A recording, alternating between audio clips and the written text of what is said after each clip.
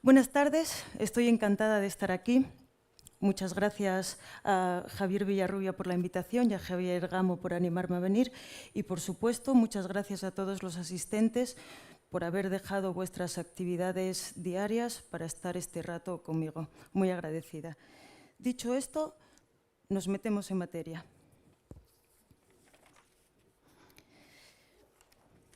Mientras hablo con vosotros, alguien en otro lugar está publicando una nueva metodología, detallando indicadores, introduciendo conceptos, ampliando análisis. Páginas web que he utilizado han desaparecido y se han creado otras nuevas que desconozco. Estamos en un momento histórico excepcional. La velocidad en los cambios es asombrosa y me estoy refiriendo a los avances tecnológicos, los ciclos de vida de los productos cada vez más cortos, la globalización, la crisis, la cantidad de información. Las 5 fuerzas de Porter se han quedado cortas para describir todos los factores con los que interactuamos y que nos influyen. Veamos esto con un ejemplo. Vamos a ver una foto del año 2005 de NBC News, tomada cerca de la Basílica de San Pedro. Lo que aparece es un grupo de fieles que están esperando para presenciar la llegada del Papa Juan Pablo II. Ahora vamos a ver una foto tomada en el 2013 en el mismo lugar, en marzo, cuando eligieron al Papa Francisco. Parece que estamos hablando de eras distintas. Un hito especialmente destacable ha sido Internet. Internet ha modificado la forma en la que accedemos a la información. De hecho, ahora nuestro problema no es exactamente el acceso a la información, sino cómo discernir de entre toda la información disponible aquella que realmente nos interesa, las fuentes con contenidos relevantes, y al mismo tiempo distinguir o descartar los datos falsos, los elaborados con el ánimo de influir, y todo esto manejando distintos formatos y múltiples lenguas. Dicho de otra manera, transformar información en conocimiento. Esta velocidad en los cambios afecta también a la forma en la que nos expresamos. Si vas a la primera edición de un curso de verano, al año siguiente irás a hablar del ya tradicional curso de verano. Lo mismo ocurre cuando nos referimos a metodologías, a estudios que tengan que ver con el tratamiento de la información. Dependiendo del ámbito y del momento, oiremos hablar, para referirse prácticamente a lo mismo, no siempre, pero con frecuencia, de vigilancia tecnológica, vigilancia estratégica, inteligencia competitiva, inteligencia tecnológica, de mercado, de negocio, comercial, de producto. A veces la única diferencia está en que la persona que habla siga la escuela anglosajona o la francesa. Cuando intentamos implementar en nuestras organizaciones un proceso organizado de captación de información, a lo primero que tenemos que hacer frente es precisamente a todos estos abordajes, estos distintos acercamientos. Después nos empezarán a hablar de bases de datos, páginas web, boletines, noticias. Luego tendremos que pensar con qué herramientas vamos a trabajar, no solo buscadores, herramientas de edición, herramientas de visualización, de gestión, de edición, de difusión, alertas. Para entonces explotamos, abandonamos y seguimos trabajando como hasta ese momento. Bueno, no hay que agobiarse o decepcionarse. Se puede hacer, se debe hacer y se trata de una forma sistemática de trabajar. Una forma flexible, pues se revisa, cambia y mejora constantemente, con la participación de todos y la involucración especialmente de la dirección de la empresa o de la organización. Bueno, en España tenemos un marco común donde entendernos, que es la norma UNE 166.006 del 2011. Esto nos ofrece el marco común y empezaremos a hablar de vigilancia tecnológica como aquel instrumento que usamos para la toma de decisiones estratégicas. En cualquier caso, hablemos de vigilancia o de inteligencia, se trata siempre de procesos éticos que nada tienen que ver con el espionaje o entrar en la privacidad de las personas. El primer punto crítico en el proceso de vigilancia tiene que ver con la fase inicial, el diseño de la estrategia de búsqueda. Con frecuencia dedicamos poco tiempo a esta fase y las razones son múltiples. No siempre tenemos acceso directo con las personas que van a recibir los resultados. En otras ocasiones no queremos molestar insistiendo demasiado. A veces los tiempos de respuesta de las personas que nos tienen que detallar qué necesitan exactamente son muy largos. Otras veces caemos en un exceso de confianza pensando que lo entendemos, pero no. En cualquier caso, siempre que no dedicamos el tiempo suficiente a este diseño de la estrategia de búsqueda, empiezan a surgir los inconvenientes. Por ejemplo, hace tiempo tuve que participar en un proyecto en lo que se necesitaba era para una nave industrial un tipo de recubrimiento, baldosas y paneles cuyo uso era para interior. Tenía unas determinadas propiedades técnicas relativas al aislamiento térmico, especificaciones con el grosor, con el peso, pero la característica más importante parecía la de su uso en interior. La mayor dificultad en el trabajo en ese caso estaba en la cantidad de información. Las búsquedas que realizabas en bases técnicas arrojaban muchos resultados. Con el ánimo de ayudar al cliente, me pasé una semana entera intentando filtrar cuidadosamente baldosas y paneles, asegurándome de que su uso fuera de interior. Cuando entregamos el informe, el cliente, agradecido, comentó con sorpresa su extrañeza ante la consulta de los documentos que le habíamos proporcionado porque no había ninguna tecnología que él conocía de aplicación en puentes y carreteras. Y así en infinidad de ocasiones. Lo que tenemos que tener presente es que el mapa no es el territorio. Yo estoy hablando y pienso que me explico con una claridad meridiana. Sin embargo, sería interesante comprobar cómo, de lo que digo, cada uno de vosotros se queda con ideas distintas. Luego, primer punto crítico en el proceso de vigilancia. Si lo que pretendemos es ser eficientes en la captura de información, lo primero que tenemos que asegurar es la comunicación. Necesitamos mucha comunicación antes de arrancar con el grueso del trabajo. Segundo punto crítico. No todas las fuentes de información tienen el mismo peso. Especial importancia la información científico-técnica, artículos científicos y patentes.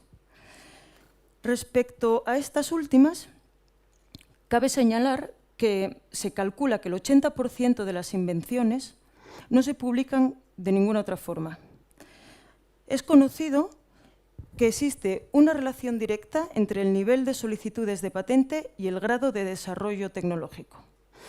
Además, las patentes son una fuente de información estructurada y esta característica es potentísima, porque lo que nos está diciendo es que al conocer los campos que describen el documento, los hace fácilmente comparables. De forma que, para un conjunto de competidores, podemos explicar a qué se han dedicado en los últimos años, con qué otras organizaciones han colaborado, con qué expertos han conseguido esas tecnologías y parte de su proceso comercial. Pueden estar escuchándome personas que piensen que por su actividad las patentes les quedan muy alejadas. Se me ocurre el caso de empresas que se dediquen al turismo o a la restauración. Dejadme que os ponga un ejemplo. La Oktoberfest, la fiesta de la cerveza, la feria más grande del mundo.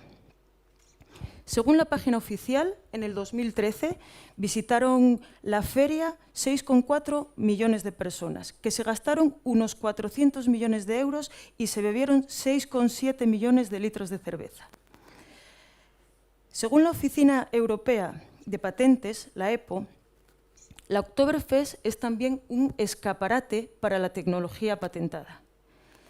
Según sus bases de datos, para los grifos de cerveza existen 1.813 patentes. Para el asador de pollos, 245 patentes y no menos de 43 para las norias. Por tanto, podemos decir que el Oktoberfest es también un festival de patentes. Allá donde miremos, veremos tecnología patentada. Tercer punto crítico en el proceso de vigilancia y de inteligencia. Una vez que arrancamos con la búsqueda y análisis de información, si tenemos presente lo que hemos mencionado sobre la velocidad en los cambios, estamos obligados a realizar revisiones periódicas de lo que sabemos. Tendemos a pensar que conocemos bien nuestra área respecto a lo que hacen los demás, competidores, centros de investigación, universidades. Sin embargo, en la práctica caemos en repeticiones. Es conocido ejemplificar esta situación hablando de 3 casos. El bueno sería una organización que tiene implantado un sistema de vigilancia, revisa periódicamente el estado de la técnica y con eso toma decisiones. Abandona unas líneas de investigación, modifica otras, mantiene las buenas. El caso es que consigue proteger sus desarrollos tecnológicos y llevar sus productos al mercado. El feo realizaría labores de vigilancia, pero de manera puntual. Llegado un desarrollo tecnológico, intenta protegerlo, solicita patente y no puede porque no hay novedad. Otros, antes que él, consiguieron lo mismo. El malo. Estaríamos en la misma situación. Consigue una tecnología, intenta protegerla, solicita una patente y no se la conceden porque no hay novedad. Cuando pregunta quién había conseguido ya esa tecnología, se entera de que él mismo lo había hecho antes. ¿A quién le pasa esto? Es el caso de algunas multinacionales. Son empresas que operan en distintos países. En cada uno de esos países colabora con distintos centros de investigación y universidades que, a su vez, están involucrados en distintos proyectos. A veces les ocurre a empresas no tan grandes. Vamos a ver, alguno de los que me está escuchando puede pensar ya, pero a mí eso no me pasa, yo sí lo conozco. Vamos a ver algunos datos. En el 2002 se decía que los europeos nos gastábamos 31.800 millones de euros en investigaciones redundantes. Bueno, podemos pensar que en estos 12 años algo habremos aprendido. Vamos a ver en el 2011. En ese año se estimaba que lo que nos gastábamos en Europa en investigaciones redundantes eran 60.000 millones de euros. En el 2013, el Ministerio de Economía y Competitividad seguía dando esta cifra. Para ser conscientes de la envergadura de lo que significa 60.000 millones de euros, podemos intentar compararlo con otras situaciones. Por ejemplo, una empresa de telefonía, la primera que se os venga a la cabeza, pues esa, en un año gasta más o menos esa cifra, un poquito más. Gasta no, mueve esa cantidad de dinero en un año. Otra comparación. Horizonte 2020. El programa de periodo 2014-2020, cuyo objetivo es mejorar en Europa e incentivar los proyectos de innovación y de investigación. Tiene un presupuesto de 77.000 millones de euros. Con ese dinero, este programa de programas pretende paliar el grave problema de competitividad que tenemos en Europa. Lo que estoy diciendo es que somos capaces de gastarnos en menos de 2 años en cosas que ya están hechas todo el presupuesto de la Unión Europea de aquí al 2020. Bueno, somos capaces, pero no lo vamos a hacer. En su lugar, lo que vamos a hacer es integrar en nuestras organizaciones los procesos de vigilancia tecnológica. Lo vamos a hacer poco a poco, sin agobio y dando apoyo a nuestros profesionales. Además, seremos capaces de hacer esto sin un excesivo consumo de recursos. Podemos obtener resultados buenísimos con herramientas gratuitas. Pongamos un ejemplo. Imaginemos que soy una empresa en proceso de internacionalización, pero aún no sé en qué países me voy a introducir. La WIPO, la World International Patent Office, o sus siglas en español, la OMPI, ofrece estadísticas con los perfiles tecnológicos de los países. Este es uno de ellos. Lo que vemos en la gráfica es pues, una gráfica de tarta con 11 porciones. Las 10 primeras corresponden a los campos tecnológicos en los que ese país es más prolífico. En la otra, en la categoría Otros, se acumulan el resto de tecnologías. Bueno, de ese país podemos decir que parece que tiene una estrategia diversificada. Las primeras 10 categorías suponen algo más del 50% y bueno, la forma de leer la leyenda sería de izquierda a derecha. En lo que más tienes productos farmacéuticos, luego ingeniería civil y así sucesivamente. Vamos a ver lo que pasa con otro país. El perfil es realmente parecido. Este tiene una estrategia todavía mayor de diversificación porque las 10 primeras categorías solo suponen el 50%. Y han cambiado algunos de los campos. Desaparece ingeniería civil, por ejemplo, y biotecnología, y aparecen en su lugar motores y aparatos electrónicos. Uno más. Bueno, este tiene un perfil claramente distinto. Aquí lo que nos está advirtiendo es de una mayor concentración en la producción tecnológica. 3/4 partes de la producción se acumulan solo con los 10 primeros campos, pero es que el primero y el segundo ya suponen un 50%. Los productos farmacéuticos, que en los otros países suponía menos de un 10%, en este representa un 25%, y el otro cuarto para los productos orgánicos. Vamos a ver de qué países se trata. España, Alemania, India. Yo no digo que solo con esto pueda decidir mi estrategia de internacionalización, pero sí afirmo que me interesa conocer esta información. Para obtenerla he necesitado 9 clics de ratón, los 3 primeros para navegar por la página de la WIPO hasta la parte de las estadísticas, los otros 6 para la información de cada país, de los cuales 3 clics han sido para ir hacia atrás en la navegación. Y por último, una mención explícita a la inteligencia competitiva y su relación con una idea muy importante, que es que la inteligencia competitiva aporta objetividad. Esto nos vendrá muy bien en al menos 2 ocasiones. La primera, cuando tengamos que pedir o dar dinero. Con la inteligencia competitiva somos capaces de traducir tecnologías y expresarlas en un lenguaje comprensible para el que no es experto en la materia, pero tiene que apoyar o no nuestro proyecto, pasando a hablar de nichos de mercado, amenazas, oportunidades, competidores. La segunda ocasión será cuando tengamos que decidir sobre un conjunto de investigaciones o de proyectos. La inteligencia competitiva nos ayuda a esbozar nuestro entorno y con ello a reducir incertidumbre. Con esto, lo que conseguimos es tomar decisiones con mayores garantías y corregir posiciones. La inteligencia competitiva nos arma de razones que justifiquen nuestras acciones.